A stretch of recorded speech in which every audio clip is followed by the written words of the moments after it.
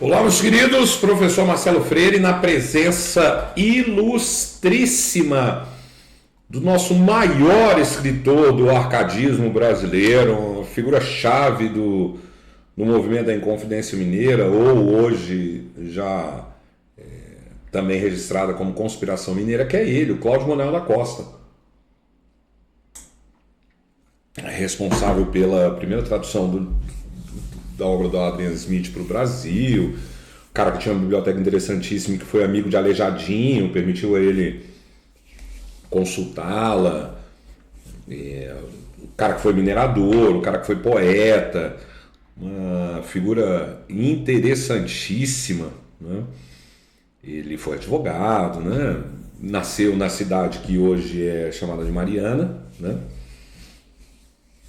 E participou quando esteve em Portugal, né, dos Illuminatis, os caras lá das teorias do iluminismo, e que foi assassinado. Quando preso, a coroa quis criar uma teoria da conspiração de que ele teria se enforcado, mas ele ficou preso num cubículo que mal dava para ele ficar em pé. Então ele teve que ficar sentado e deitado o tempo todo, não tinha nem como o cara se enforcar naquelas condições, né? Ele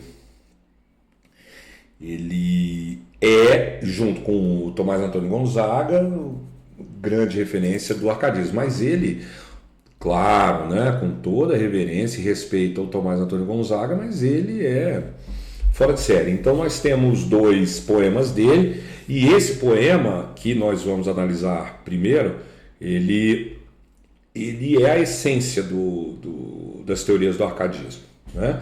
Vamos dar uma olhada. Aí vejam ele numa de suas poucas imagens que nós temos dele. Mas essa daí, que está no Museu da Inconfidência, bem bacana e bem representativa dele, tá? Então, olha aqui, ó. Torno a ver-vos, ó montes, o destino a que me torna pôr nestes oiteiros, onde um tempo os gabões deixei grosseiros pelo traje da corte, rico e fino. Aqui estou entre almendro, entre corinos, meus fiéis, meus doces companheiros, vendo correr os míseros vaqueiros atrás de seu cansado desatino. Se o bem desta choupana pode tanto que chega a ter mais preço e mais valia que da cidade do lisonjeiro encanto, aqui descansa a louca fantasia. E o que até agora se tornava em pranto se converte em afetos de alegria. Então nós temos um poema aí que ele segue, né, a lógica dos sonetos clássicos e, né, metrificado, rimado, como era a praxe na época tanto do barroco quanto do arcadismo, que é a estética dele, né?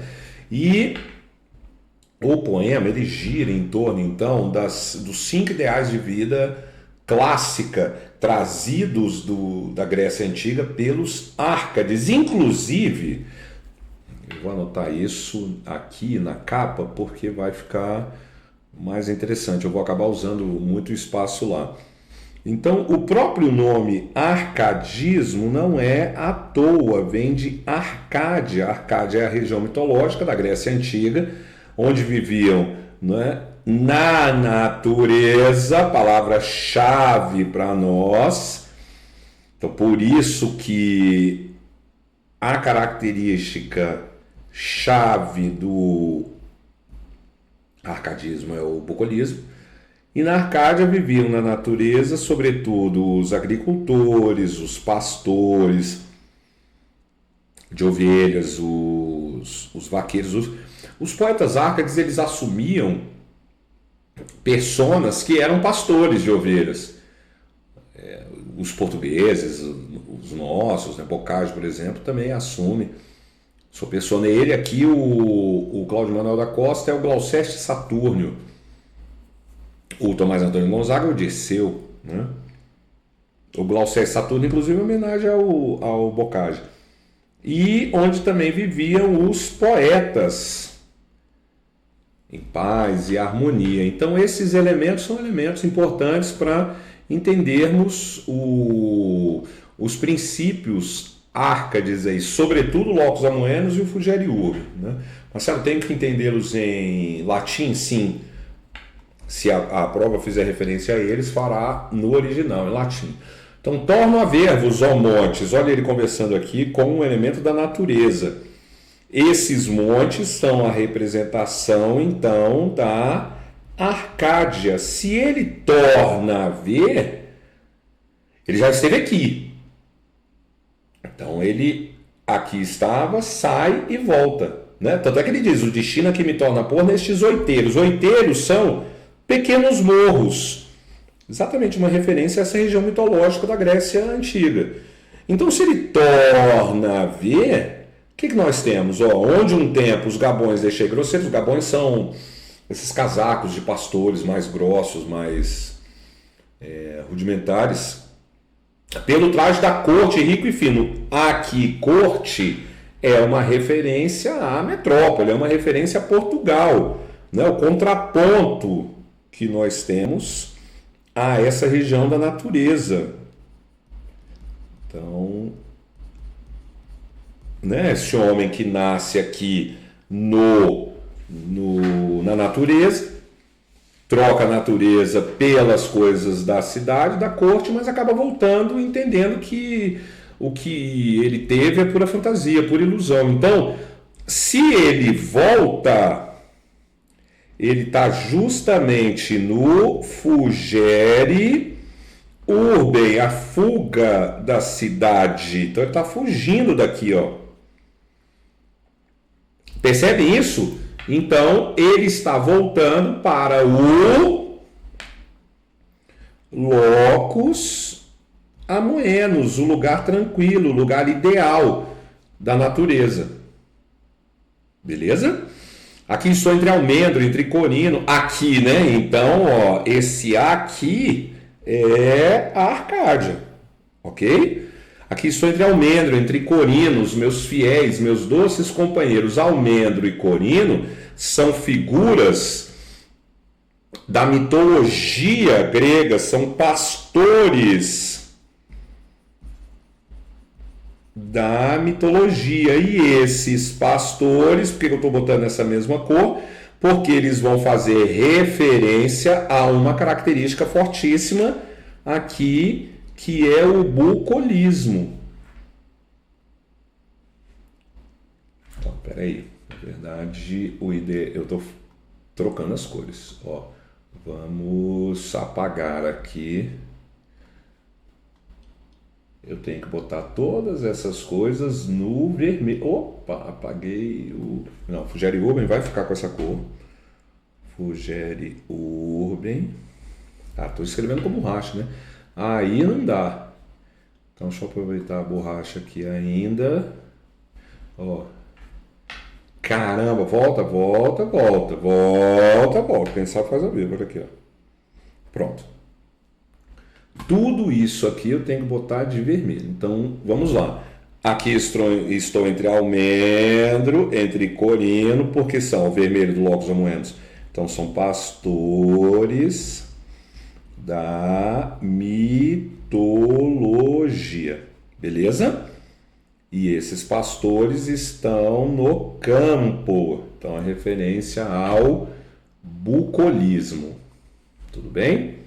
E o Fugere Urben fica aqui de laranja. Vendo correr os míseros vaqueiros atrás do seu cansado desatino. Desatino é o gado, né? Então ele retorna para essa vida mais simples, para essa vida no campo. Vida essa que olha que interessante ali, né? Se o bem desta choupana pode tanto, que chega a ter mais preço e mais valia que da cidade lisonjeira e encanto, então aqui a gente já tem um outro elemento. Quando ele fala dos gabões, né, os trajes mais simples do cara do campo, quando ele fala dessas atividades mais simples de vaqueiro, e quando ele fala da choupana, que é... Choupana não é barraco, né? Seriam aqueles casebres mais simples do campo. Ele está falando dos elementos que compõem um terceiro ideal de vida, que é de vida da antiguidade clássica, que é o áurea mediocritas. Mediocridade áurea, ou seja, as coisas mais simples, mais medíocres, são as mais valiosas, como o ouro, né? O áurea. Tanto é que ele fala, essas coisas têm mais preço e mais valia que as coisas da cidade. Ou seja, aqui ele já está dando a sua crítica velada. Claro que tinha que ser velada, né? A gente era uma colônia, não podia ser uma crítica explícita.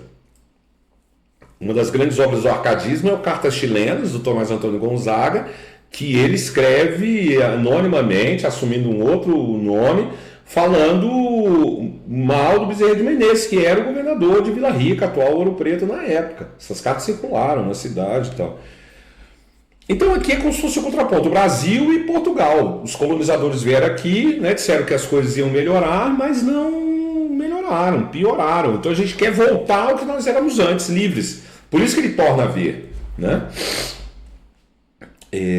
E um dos outros ideais é livrar-se dos excessos, livrar-se de tudo que é inútil, que lá na Revolução Francesa, pelos iluministas, que eram os grandes influenciadores deles aqui, e aqui na Inconfidência Mineira, foi o ideal usado também politicamente. Então, para livrar-se dessas coisas que são a referência à corte, a referência o que é da cidade, que não é tão bom quanto as coisas mais simples, né? As coisas mais simples é que são mais valiosas. Então vejam que aqui é o inutilia